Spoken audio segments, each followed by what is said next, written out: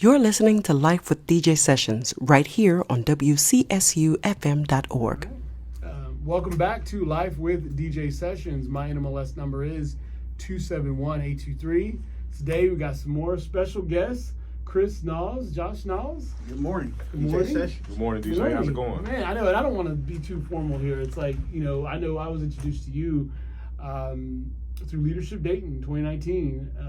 And you're obviously brother.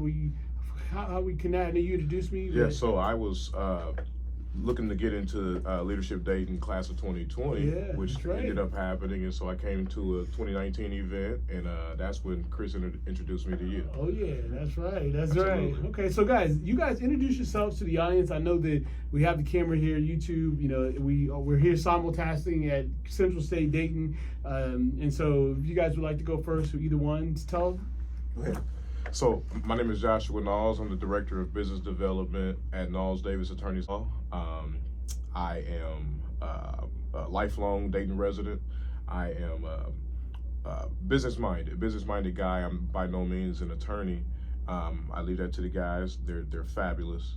But the business portion of things, that's my passion, that's my joy, and so I really appreciate the opportunity to be able to serve in this capacity. Oh yeah, and I'll tell you, I always like it when you're in the meeting because you keep it going, man.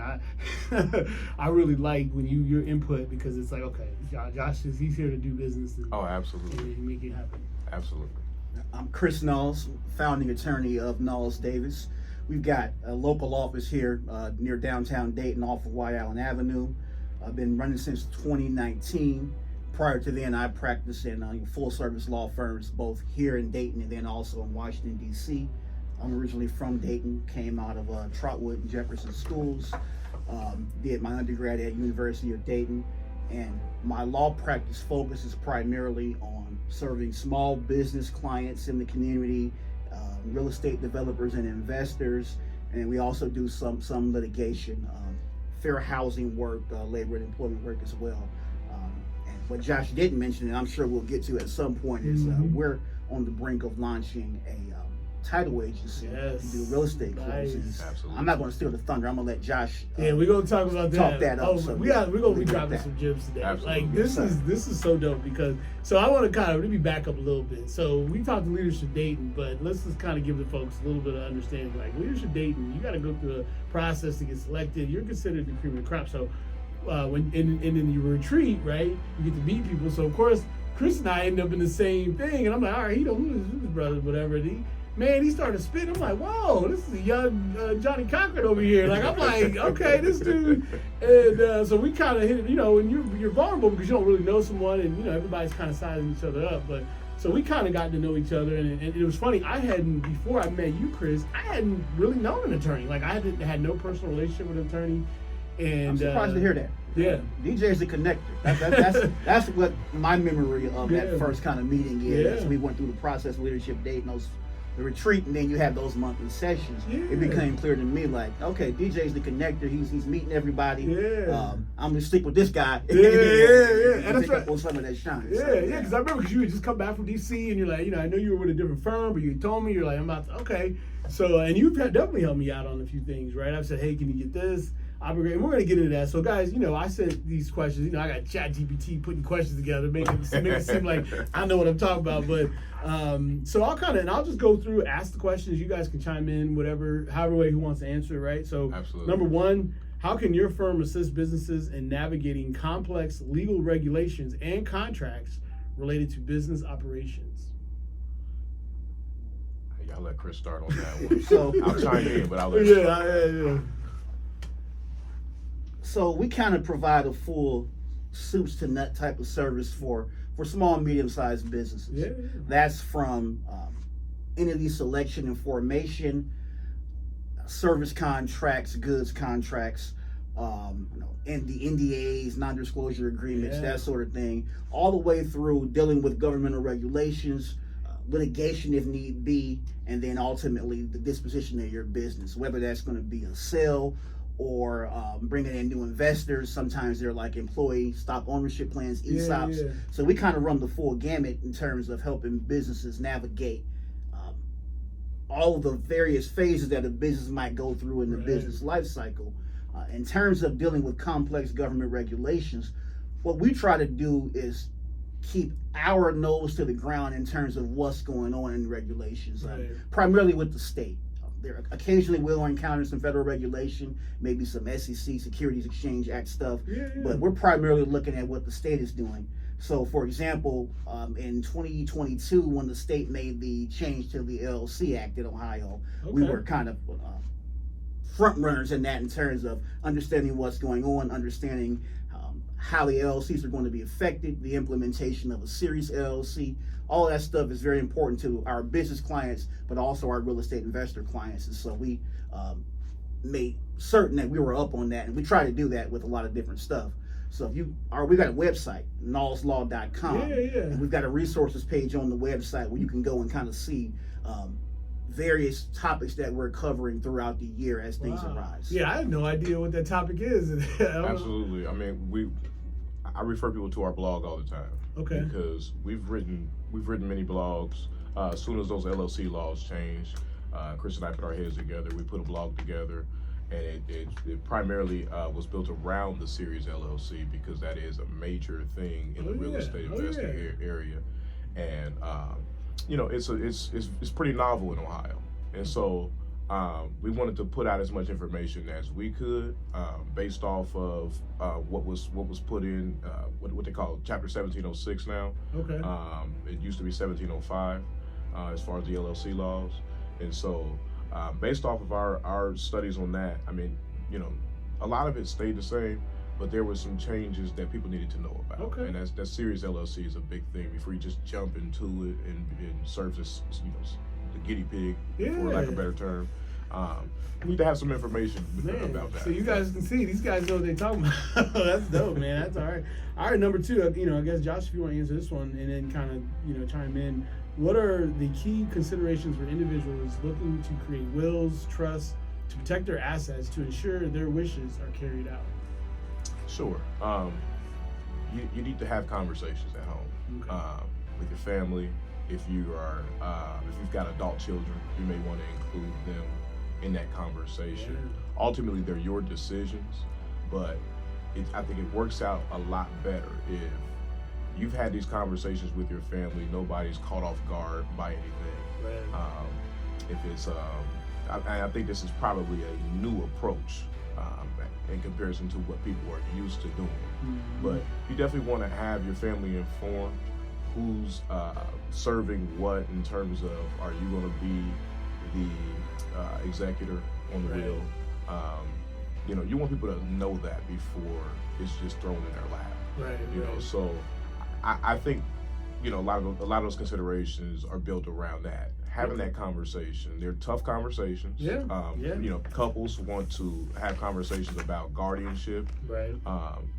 Couples can have separate wills, but they can't have separate guardians on the will. So if we both, if it's a tragedy we both pass together, then we've got to be at an agreement on who's taking guardianship over our minor children. Right. So those types of conversations, I think that's important. That's nice. Real nice. Did you want to add anything? Sure. I think for us, one of the benefits that we try to confer on our clients is avoiding the probate process. Yeah. The probate process eats up 5 to 7% on average of the value of an estate. And so there are tools that we can use to avoid probate. We use a lot of revocable living trust. Okay. That the assets transfer to the trust prior to death typically, but even if they transfer after death, that's considered to be outside of the estate. Right. And so you don't have to undergo the probate process. We also use a tool called a transfer on death beneficiary affidavit that allows people to transfer their property by putting up an affidavit that again avoids the probate process. Right. And that saves quite a bit of money in terms of legal cost. It also helps to avoid some of the internal conflict and internal strife that you'll see happen in families because of the contentious nature of the probate process. And so what we try to do is set people up to have their estate administered efficiently, avoiding probate, but also to make sure that as assets pass to the second generation, it does so without creating unnecessary conflict. Nice. And I'll add this too, DJ. you don't want to wait until you're terminally sick to start having these conversations, to get this process going. Absolutely. That's a very emotional time, and it's difficult to, avoid some of that infighting and things like that because of how emotional people are. Right. If you've gotten that taken care of earlier in your life, you've had these conversations, and then as time passes, as you reach these life milestones, people get married, people get divorced, unfortunately. Your children get married, they have children of their own, that type of stuff. Then you can make those changes. Right. And if you've got a great law firm as your partner, then what we'll do, Nalls Davis, what we'll do is we'll check in with you about these life milestones. You want to do this annual check and say, hey, how's everything going? Any changes we need to make? Because a lot of times it's not first thing on your mind. That's true. And so you need that firm that'll really remind you. You can be warm and fuzzies over here, man. This is real nice. All right, so number 3 here is, in the realm of real estate law, what services do you provide clients in property transaction, leasing, or disputes? You may have hit on some of this, but we tend to focus on real estate finance and development, and then drafting basic contracts for basic real estate transactions, land contracts, purchase and sale agreements. We do a lot with leasing, both on the residential and commercial side. In terms of finance and development, we're providing everything from advisory counsel as to how to go about approaching a development, land use issues, as well as just doing basic finance documents. When I say basic finance, I guess I should give a little bit more of an explanation. A traditional finance transaction with real estate is going to involve mortgage, promissory note, typically a personal guarantee, and then also a security agreement, depending on the nature of the development company. So we kind of either draft those documents, create that suite of documents for the transaction, or we review those documents if it's been created by another attorney and typically representing the developer. Then the lender's attorney has created those documents, or the investor's attorney. And so we also represent real estate investors in terms of creating asset protection packages.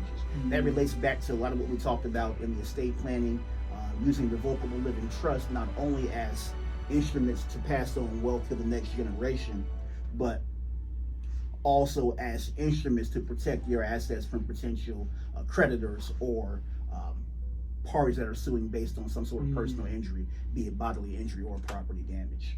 Man, that was real nice. Okay. Yeah, and I'll just throw this in there, is that, I understand the urge to want to DIY a lot of this stuff. But it's very dangerous. I mean, a lot of times, buying property is the largest investment of your life. And you want to be careful. You want to make sure, because human error exists, and you want to make sure that there's another set of eyes on there, particularly an expert's set of eyes on the documents that you're looking at. If you're leasing, whether you're the lessor or the lessee, then you want to make sure that stuff is reviewed by an expert, and that things are working out in your interest and not just in the favor of the other side. So that's a major piece of this, especially with commercial leasing. You don't want to jump into a triple net and DIY that. That's like doing your own surgery. So you don't want to do that. Oh, yeah, we don't want that. No, surgery. no. That doesn't. We've gotten relatively formal. I got to give my disclaimer. I probably should have given it up front. Oh yeah, absolutely. None of this is legal advice. We're having an informal conversation. If someone's listening and they need legal advice, and I had to advise them to seek counsel and not take what we're saying as legal advice. We're just kind of we chopped it up, and and it's funny you said, because as you guys are talking, I'm like, man, this is tremendous value. Like, I'm listening to this and I'm like, wow, you guys are a great firm. Like, you guys are really hitting on all the points. It's funny you mentioned in the probate. I literally just went through this I was representing the buyer. She was buying a property, but on the sales side, they were going through an estate, and her kind of closing got delayed because it hadn't been all wrapped up yet, and so it was out of our hands. We were clear to close in 2 weeks, but it took over a month and a half to close because they were dealing with the state on the other end, and they had some of the affairs in order, but not to the extent of what you guys are mentioning. And so, yeah, this is definitely hitting home with the audience, because at the end of the day, this is just a show. Lessons in Financial Empowerment Life with DJ Sessions is just us trying to give it to you guys, right? Give you information, and then you connect with the professionals to kind of make those realities in your life. So 100%. Absolutely. And we'll kind of keep going. I know it can, it's funny, when we sit down and chat, we can talk for hours. Right? We do this stuff. But I know the audience, they like to take things in bite sizes and bits, and so I'll kind of keep it moving here. So let me see here. So what type of employment and labor issues do you handle, and how can your expertise benefit both employees and employers? That's an interesting question. We've got a partner, attorney Jacob Davis. Okay. And employment and labor is a big practice for him. Okay. But I'll just run down some of the things that I that we've watched him do, and I know Chris probably got a better grasp on it than I do. But from a transactional standpoint, we do a lot of employee handbooks. Okay. Very important piece to the puzzle in terms of protecting yourself as an employer. Right. It's not only running down the do's and don'ts for your employees, but it also serves as somewhat of a contract that you want your employees to sign at the end of the day, so that you're making sure you're covered. A lot comes along with employment, in terms of as being the employer. Right. It can get really ugly if you're not protecting yourself. Yeah. So those employee handbooks, I think, are extremely important. We've seen more and more. That'll be a real talk, because it's funny you said, I didn't mean to cut you off, but was going to my brain. I just became an employee, right? My son just started working with me, going through that process, and I'm just like, it's a lot. Yeah. It is a lot, and I don't even have a lot of stuff. So, yeah, go ahead. Yeah, I mean, on the other side of that is the concept of the independent contractor. Yeah. And we draft up so many independent contractor agreements. And that's about protection. That's about making sure you're covering yourself. But it's also about making sure that your independent contractor understands what is in the scope of work, right? These are the things that I want you to do.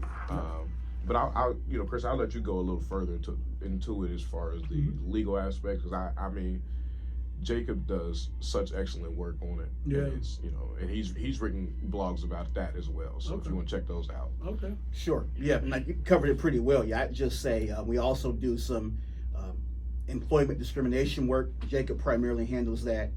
EEOC, Ohio Civil Rights Commission. He's got a pretty robust practice in discrimination work. Employment discrimination, creditor discrimination, and fair housing work. Okay. Wow. Absolutely. It does exist out there. What are some common legal challenges that businesses face in your area of expertise, and how can your firm assist in mitigating these challenges? You kind of maybe hit on all that stuff, but if you want to maybe reiterate it again, or just common legal challenges. So, what's common? I guess most commonly we encounter access to capital issues. One of the things that I tell my clients, we work with a lot of small businesses. I mean, we work with them even from the ideation phase, is that at some point in the business cycle, you're going to want to have a significant capital event, be it an influx of equity investment or getting a loan.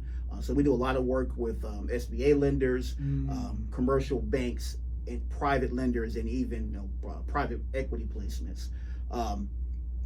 Some of our clients, they respond to me and say that's not what they're really looking for. They just want to be a mom and pops. But even as a mom and pops, capital is king. That's right. In business, capital is king. And so we spend a lot of time working with our clients, getting them ready for that capital event.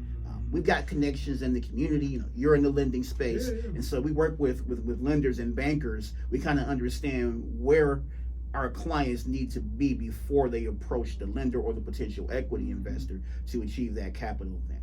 And then we also do kind of the soup to nuts. We do regulatory work, but I think the most common challenge is access to capital, and that has a lot to do with the segment of the population that we work with. And I was going to touch on it even when we're talking about real estate.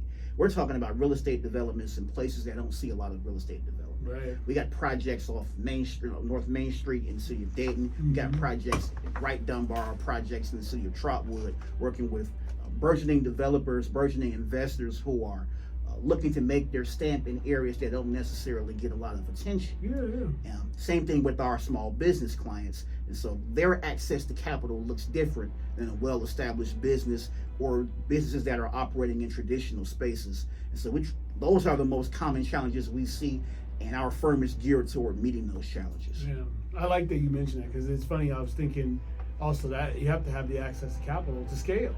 Absolutely. Right? Absolutely. And then, like you mentioned about being prepared for that, maybe an equity injection or getting a loan. And so it's funny because even going through that commercial lending process of trying to underwrite it, is this business prepared for that capital injection? Did you want to add anything? Yeah, I'll add something. I mean, I think the next thing is probably misinformation. Yeah. I mean, that's why y'all here, man. Because as much as I love YouTube University and TikTok, you have to follow up with your experts. Yeah. And we have many people follow up with us. Right. And it's and they find out that a lot of what they heard is not necessarily incorrect, but it's incomplete. Right. A lot of people don't understand that if with your LLC, you need an operating agreement. Yeah. With your corporation, you need to have your bylaws put in place. A lot of people don't understand that you don't own your nonprofit organization. There's a board for that, right? Right. And so, I understand a lot of times that's your baby, right? But it's we just have to be honest Honest about it, so that we real because we want to get out of the mindset of Yep. of misinformation, and it's detrimental to a lot of the business. It's detrimental to our business community, which we consider to be like the backbone of the prosperity we're seeking for in the Dayton area. And so that misinformation, don't believe everything you hear. Check with your experts, and we sit down with people a lot of times and have conversations solely about business. Right. The law may not even come up. Right. And that's, like you said, that's adding value. Oh yeah. We never turn people away. We like to add value as much as possible. 100%. So, We've only had a few more left, so hang in there, guys. This is good stuff here. So for individuals planning their estates, what are some important steps they should take before meeting with an attorney? I think Josh touched on it pretty well when he spoke earlier about family planning. Estate planning is really family planning. Right. It's not about death; it's about the life of the next generation. Right. Correct. So you've got got to bar right there. you've got to get with your family. You've got to understand what your goals are, and this applies to everyone. I think some people think estate planning is only for the wealthy, yeah. or you have to have achieved a certain level of income. Right. But again, Josh touched on it earlier. It's not just about transitioning of assets. It's about making final arrangements as to who would care for minor children in the event that you pass prematurely. Where do you want to be buried? How do you want to be buried? Do you want to be buried or do you want to be cremated? Right, All of that right. stuff goes into it. So I think that having those conversations before you come into the office and being prepared to have conversations about uncomfortable topics when you do come into the office is an important piece of preparing to have an estate planning conversation with any attorney. Yeah, and I agree. I mean, it's there are certain circumstances that you have to think about. Like we just went through COVID, right? And we saw, tons of people on ventilators who could not make their own healthcare decisions because you can't talk right now. Yeah. And so you need to have certain directives put in place. You need to have that healthcare power of attorney put in place. Right. But you've got to think about these scenarios that can pop up, and you don't get to dictate when they pop up. That's true. That's very important. And I'll also add that when we talk about the wealth of people, and we talk about a lot of times you'll hear you need to have $150,000 in wealth before you decide to establish a trust. Well, people have to understand we're not talking about $150,000 in your pocket. Right. We're talking about the wealth that you generated, your assets, if you own your home, right? Yeah. These types of things, and with the we all know with the the way the market is going right now, Mm-hmm. most homes cost $150,000 Yeah. at the very least, and, Mhm. and that's just talking about dating, you Right. know? Yeah. And so, Something decent. Yeah. right, yeah, it doesn't take much at all. So, Right. That's you what know, I'm talking. so we really want people to, consider what all assets they have, these types of things, Mhm. before coming to see an attorney. Put a list together. Right. Sit down, put a list together, and that really does streamline the process. And we've got intake forms that we use, questions that we can put out there, and that's something we'll probably do on social media, is put out questions, common Yeah. questions for people to think about before they come see an attorney, so Okay. that they can really come in prepared, understanding what's getting ready to happen. And life insurance. Yes. Yeah. Life insurance is typically the key component of an estate plan. Right. Sometimes real estate. But I can't emphasize enough the importance of life insurance. Some blend of term and whole life is typically, and I'm not a life insurance agent, Mhm. but we work with quite a few life insurance agents. Mhm. Those relationships that we have in the life insurance industry are integral to our estate planning practice. And so, again, I just can't emphasize enough the value of life insurance, especially life insurance that's paid for with post-tax dollars, because then the life insurance proceeds are tax-free. Circumstances aside, that's some of the best money that you can get is life Yeah. insurance. Yeah, that's true. Yeah, and selfless and next generation. Sure. And final question here is: can you guys provide successful examples or outcomes your firm has achieved in areas of business law, real estate law, commercial litigation, really anything? Oh wow. Yeah. So I'll go back to COVID. Everybody. I won't say everybody. That's hyperbole, but a lot of people went to start businesses during COVID, and just to see these people come and really get their formation put together properly was thrilling for me. Mm-hmm. Many of those businesses still exist now. Yep. They're fighting through everything, the inflation, all of that, and so just to see those businesses still active, Right. to see them surviving, and to run into them at different events and things like that. Me personally, I love that. Right. That's the feel good piece of this for me. That's right. It's my passion is to see that business community just grow Mhm. and grow. Yes. And We it really need just more businesses. it really serves as that backbone is Oh, what yeah. we're trying to accomplish, That's right?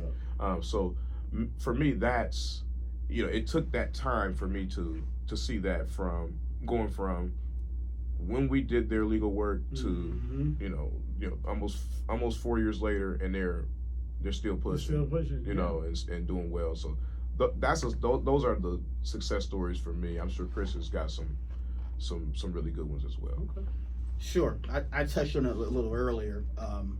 For me, it's providing representation to underserved communities was a huge part of what I set out to do when the firm was founded, and I think we've been able to do that well. Mhm. We've got developers, again, in Trotwood and in West Dayton, in underserved areas. We've got clients that come in without the experience of having operated a business or having developed a project, Right. who come to us, and we've successfully gotten that from inexperience to at least operating and at least functional. Those clients continue to function, and each one of those clients represents a relationship for us. Right. We're not a firm where we have clients all over the country. Most of our clients are local to Southwest Ohio and Central Ohio. Yeah. And so we see those clients when we're out and about. We patronize those clients' businesses and That's right. services. Yep. I get a chance to stand in the development Right. and be a part of the development, and that's important to me. It's important for our firm. Yeah. We represent fair housing clients all across the state of Ohio, Nice. from Toledo down through Cincinnati.